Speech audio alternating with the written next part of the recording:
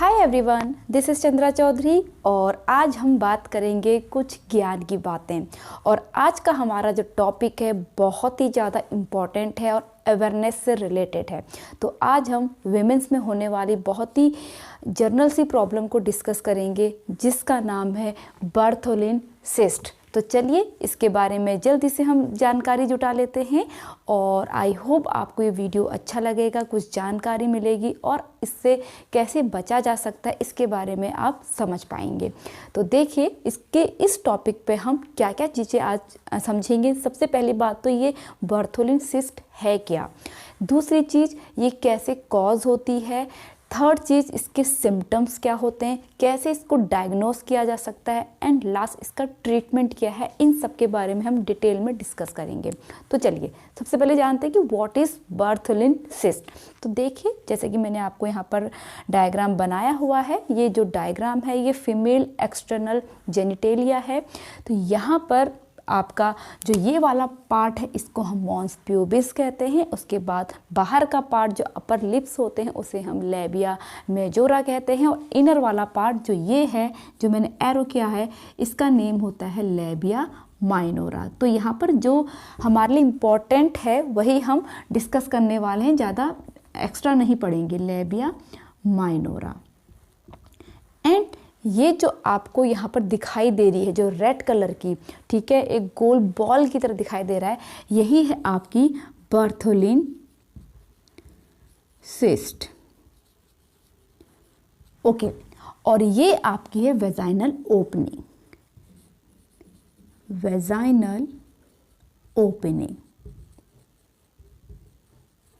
Okay now तो देखिए vaginal opening जो आपका लेबिया माइनोरा के पास वेजाइनल ओपनिंग के वहाँ पर 2 ग्लैंड्स प्रेजेंट होती हैं, एक लेफ्ट साइड में एक राइट साइड में, जिसे हम बर्थोलिन सिस्ट कहते हैं।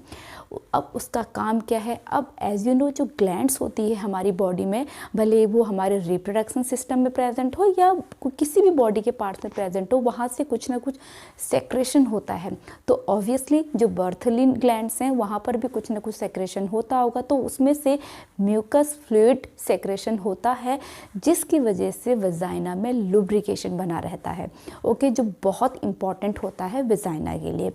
लेकिन in case of Bartholin cyst तो वहाँ पर क्या होगा, जो आपके बर्थोलिन ग्लैंड्स की जो डक्ट है, ट्यूब है, वो ब्लॉक हो जाती है।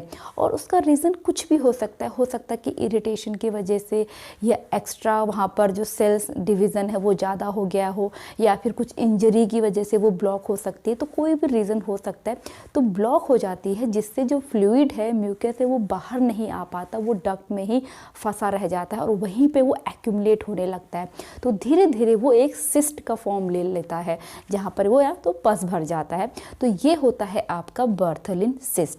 आपकी जैसे कि मैंने कहा एक लेफ्ट साइड होगी एक राइट साइड, तो वन ऑफ जो 2 में से एक में बर्थोलिन सिस्ट हो सकता है।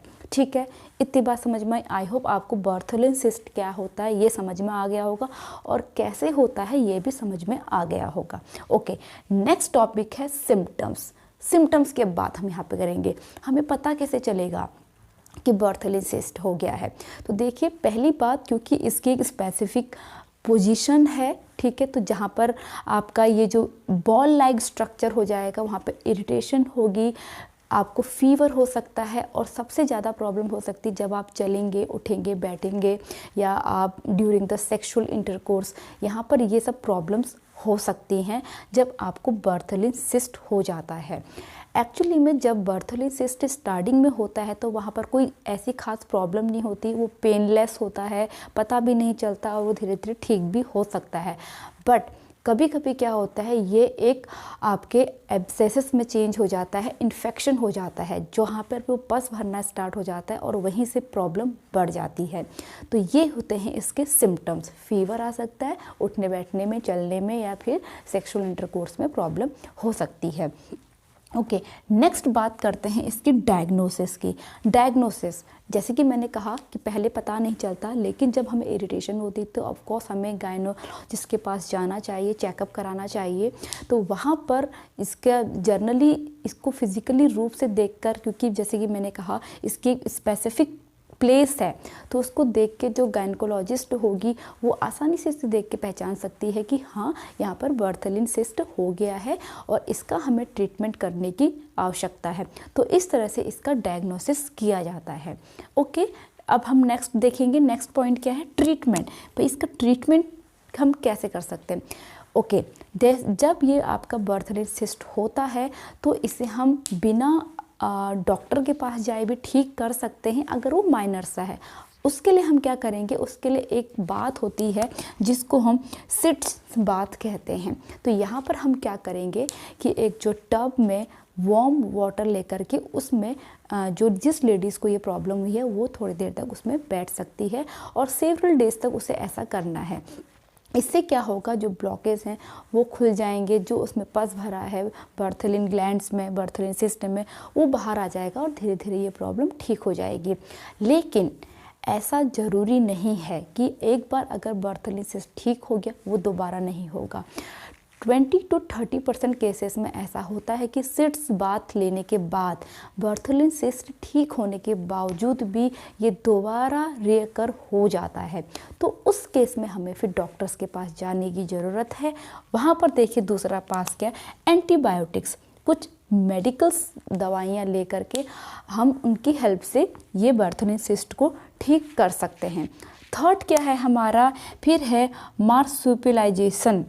इसमें क्या होता है, देखिए मार्सुपिलाइजेशन में क्या किया जाता है, सर्जरी में या तो पूरा बेहोश करके या केवल इस पार्ट को ही थोड़ा सा सुन करके यहाँ पर कट लगा दिया जाता है जो आपकी बर्थलिन ग्लैंड है सिस्ट में, और उस कट को कुछ दिनों के लिए 5 से 6 दिन या 7-8 दिन तक खुला छोड़ दिया जाता है, जिसमें से जो भी पस है वो धीरे धीरे धीरे सेक्रेट होता है और बर्थलिन सिस्ट आपकी सारा का सारा बाहर आ जाता है, जिस वजह से आपका बर्थलिन सिस्ट ठीक हो जाता है। तो ये एक आपका टाइप है ट्रीटमेंट का जिससे हम बर्थलिन सिस्ट को ठीक कर सकते हैं। बट ये भी आपका ज़रूरी नहीं है कि इससे भी ठीक हो जाए, कुछ लोगों में फिर भी रिकरिंग की इसकी प्रॉब्लम्स हो जाती है। तो आपका उसके बाद जो लास्ट इसका जो ट्रीटमेंट बचता है वो है आपका रिमूवल ऑफ द बर्थलिन ग्लैंड्स। जब इसमें मार्सुपिलाइजेशन से भी अगर ट्रीटमेंट का कोई फ़र्क नहीं पड़ता, बार बार रिकरिंग हो जाती, तो उस केस में क्या किया जाता है कि उस लेडीज़ की जो बर्थलिन ग्लैंड्स है उसको ही रिमूव कर दिया जाता है। ठीक है, लेकिन पहले हम ये कदम को नहीं उठा सकते, क्योंकि अगर हम बर्थलिन ग्लैंड्स को बाहर निकाल लेंगे तो उसका जो फंक्शन है वो नहीं होगा, लुब्रिकेशन नहीं हो पाएगा वजाइना में, जो बहुत इंपॉर्टेंट है। इसलिए पहले मार्सुपिलाइजेशन को प्रेफर किया जाता है। अगर वो काम नहीं करता, बार बार रिकरेंस हो जाती है, आफ्टर दैट फिर हमें जो स्टेप उठाना पड़ता है वो होता है रिमूवल ऑफ द बर्थलिन ग्लैंड्स। तो आई होप आज का जो टॉपिक था हमारा, कुछ ज्ञान की बातें, अवेयरनेस से रिलेटेड था, तो अच्छा लगा होगा और आप लोगों को अच्छी खासी जानकारी मिली होगी। अगर वीडियो अच्छा लगा हो तो please hit the like, leave the comment, subscribe to my channel and press the bell icon. मैं मिलूँगी अपनी नेक्स्ट वीडियो के साथ कुछ और नए अच्छे टॉपिक के साथ, जिसमें आपको कुछ जानकारी मिले, कुछ सीखने को मिले। तब तक के लिए stay tune, stay healthy, stay connected. Bye bye.